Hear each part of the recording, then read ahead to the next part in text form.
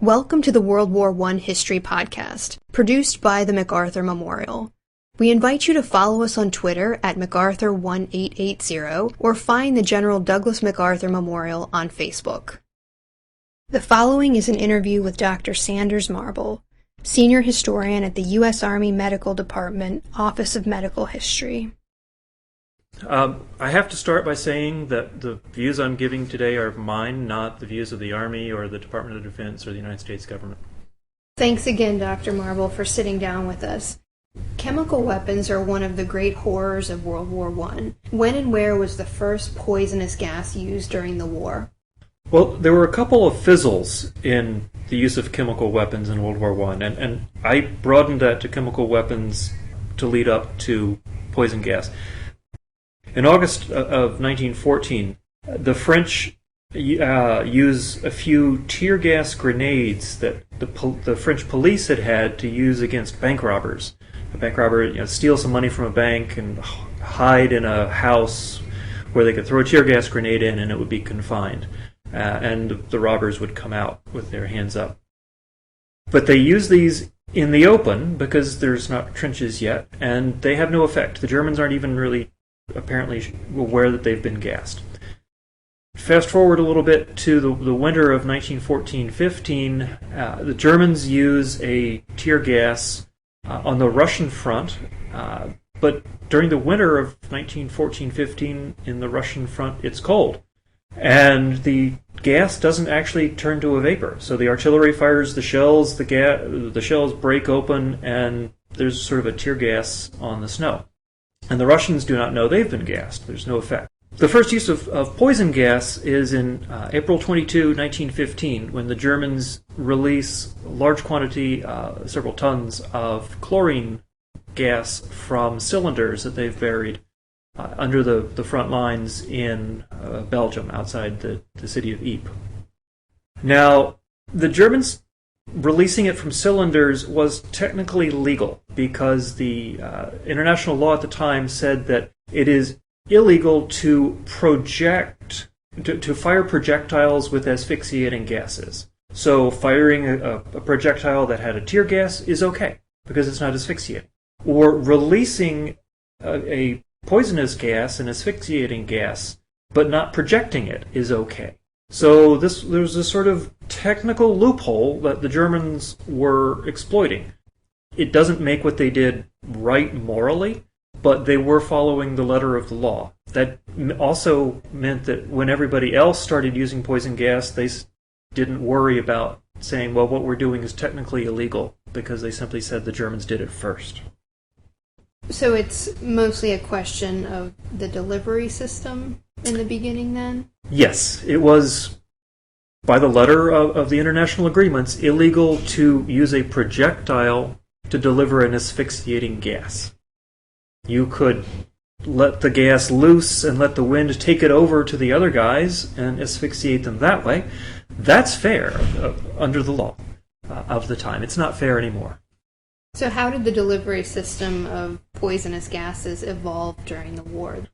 Well, releasing it and hoping the wind blows in the right direction at the right speed is fraught with meteorological problems. The wind doesn't always blow the right direction, doesn't blow when you want it to, it blows too strong or not enough.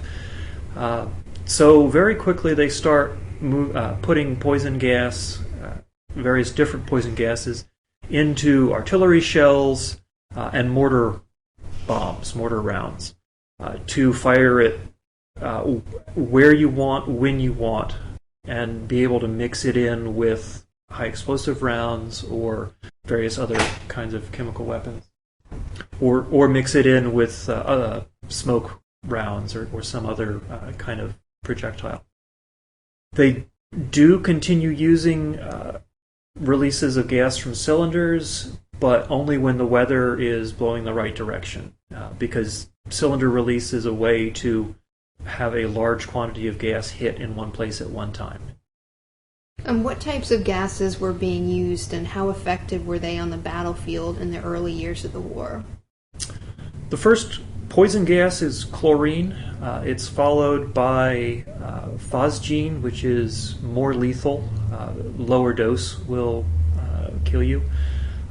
Those are both inhalation gases. There are some efforts to use arsenides and cyanides, but those don't volatilize as well. They don't. They tend to form powders that fall to the ground instead of staying in the air as a gas, and very few people breathe off the ground, so they're not very effective that way. By 1917, gases are not very efficient at killing people. They are good at making the enemy put their gas masks on for long periods of time. Their vision is reduced by peering through these small holes in the vision holes in their gas masks. They get tired because they have trouble breathing through the filter. The filters degrade over time as they absorb the gas and the smoke of combat. So it's a way of making the enemy less efficient. But at first they're effective partly because they're novel and scary. On the first day of use, there are French troops that run away because there is this yellow-green cloud of gas moving towards them that smells funny, and it's not natural. This is weird and scary, and they run away. The Canadians who are right next to them take heavy casualties because they are too stubborn to run away. But there's also, I described, there's a series of gases that countries try. There's also a countervailing rush to improve the gas defenses. They get better and better gas masks, starting with simple cotton pads that you peed on it because the nitrogen in urine counterbalances the chlorine in chlorine gas and neutralizes it. But they go to different kinds of gas masks, bigger, longer-lasting filters for men like truck drivers who don't have to walk around and can just put a big filter on the seat beside them, whereas somebody who has to go forward into combat can't carry a 5-pound filter dangling off their front. So by the time American troops reach the battlefield, mustard gas is the favored gas of the combatants. What exactly is mustard gas, and how effective was it? Mustard gas is in a different category of gases. The asphyxiating gases, mostly chlorine and phosgene, were designed to kill and had the side effect of reducing the enemy troops' effectiveness. Mustard can kill, but it's really a blistering agent. It causes skin blisters. So it's designed to reduce your effectiveness in combat, and it's designed to put you in the hospital for a while and make you, reduce the frontline strength.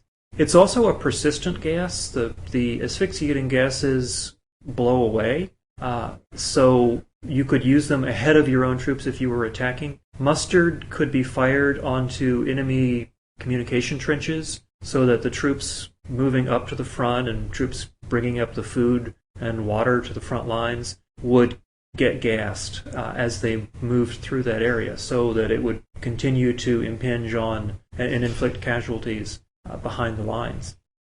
It appears that upon entry into World War I, the U.S. Army was more concerned with shell shock and venereal disease than they were with mustard gas. Why was this, and was gas less prevalent as you moved from 1917 into 1918? Gas has become part of the war. It is not novel anymore by 1917. Probably a quarter of the shells fired are gas shells. But if the troops are expecting gas, then gas isn't very lethal anymore. The problem the Americans had was what they called gas discipline. The troops didn't take gas too seriously. The officers might not have taken gas too seriously and convinced the troops to take it seriously. So people weren't putting their gas masks on in time. They also didn't expect to, anytime shelling started, to put your gas mask on, because probably the shelling was going to involve a percentage of gas. There's also a percentage of American troops that have been told whose officers are very convincing at saying, if you don't put your gas mask on in 8 seconds, you'll be dead. So they smell something funny. They've been trained that if there's a funny smell, get your gas mask on because you need to. And they are convinced that they've been gassed. They're what the Army calls gas fright casualties. So these guys go to the rear and say, I've been gassed, I need to go see the doctor. They go back to the doctor and he's like, no, you haven't been gassed. So get back up to the line. And of course there were guys who wanted to get away from the line and said, I've been gassed, I need to go see the doctor. And they'd go back and the doctor would say, you've been here 3 days ago for being sick, and 3 days before that you had a stiff knee. Mm-hmm. Let's see if you're really gassed or if you're just trying to get out of being up in combat again. So they developed some tricks to see if guys were faking it. What steps did the Army take to protect soldiers from mustard gas and also the animals? Well, the big one is a gas mask. Mustard can kill you if you breathe in enough of it. Just as it would blister your skin on the outside, it can blister your throat on the inside. So a gas mask will stop that. They developed gas masks for animals, the horses and mules that provided traction power, I guess is the best way to describe it. They were experimenting with gas pastes or anti-gas pastes. Sort of think of it as as we use sunscreen. The sun can't get to your skin through the sunscreen. The gas can't get to your skin through the gas paste. And they worked for a while, but the problem was after a few hours, then they started to absorb the gas. So you needed to be clear of the gas in those few hours and then scrape the paste off. But they also found, as I don't want to carry the sunscreen analogy too far, but if you wear clothes, the gas doesn't get on your skin. The gas stays on the outside of your clothes. So wear an undershirt, wear your tunic, and then if you are exposed to gas, take off the tunic and get a new one. That's the ideal. It's not always possible to do in the trenches when the troops are not out of the front line for days at a time. So soldiers could get pretty severe mustard gas burns before they could get evacuated back to the rear. Do we have statistics on how many U.S. soldiers fell victim to mustard gas? 27,711 soldiers were admitted to hospital for mustard gas, for exposure to mustard gas. Of those, 599 died, which is about 2% death rate. That's 27,000 mustard gas admissions. There are also around 33,000 patients who were admitted for gas type unspecified. So some of those men would have been really mustard gas or mustard and some other gas. So the 2% death rate is a reasonable approximation, because there should be some more deaths to add to the statistics as well. Now that compares to about an 8% died of wounds rate for people that have been hit by a bullet. So mustard gas is less lethal than on average than a bullet. Whether that's good or bad is in the eye of the beholder. Nobody wants to have either one. And so what was the treatment for exposure to mustard gas? Clean it off. First off, take off the clothing that had been contaminated, wash the skin as quickly as possible to reduce the severity of the burns. After that, it was rest. It's a blister, and it takes time to heal. Patients typically were hospitalized for about 6 weeks, which is a tremendous amount of manpower lost to the fight, because they're out for 6 weeks, then they have to probably go back and retrain a little bit. Plus, they're taking medical personnel that wouldn't otherwise be needed and are now needed to take care of those soldiers. The AEF had about 2.9 million hospital days from mustard gas, and it was the second leading cause of wound hospitalization behind bullets and shells. Of course, diseases caused lots of hospitalization on their own. Yeah, there were separate hospitals for gas victims, right? Yes, there were. And that was because there were separate treatments. If you're shot, you probably don't need to have a shower.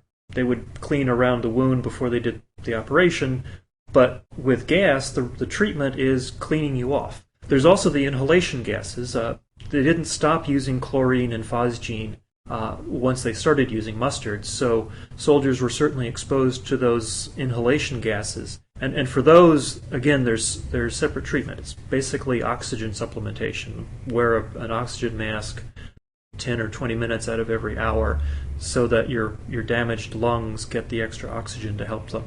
But those hospitals have separate equipment. The doctors could be trained to do that, and the patients that didn't need x-rays and didn't need surgical care could be kept from clogging up the hospitals that had the x-ray machines and the operating rooms. Now, of course, there are patients who are gassed and wounded, shot. So those guys would be in the same operating rooms and conceivably contaminating the surgeons and the operating room linen and such, which would then, of course, go back into a sterilizer before it was used on somebody else. The AEF had a gas service section. Did the United States deploy mustard gas during the war? We did. We used all the gases that were standard by the time we get to the front lines in 1918. So phosgene and chlorine and mustard are all used by the Americans.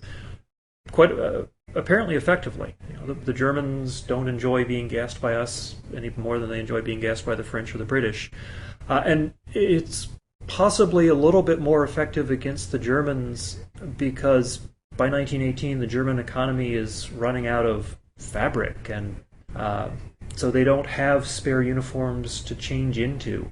So a mustard gas, if they're gassed, they are going to get a worse burn, blister and burn because of that. After World War I, does the U.S. Army abandon gas as a weapon?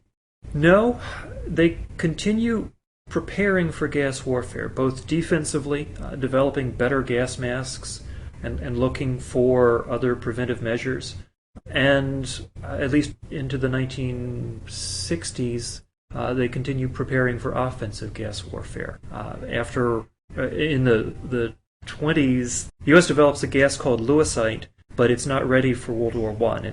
It's prepared in time for the 20s, but then mostly dumped at sea because that's considered safe at the time.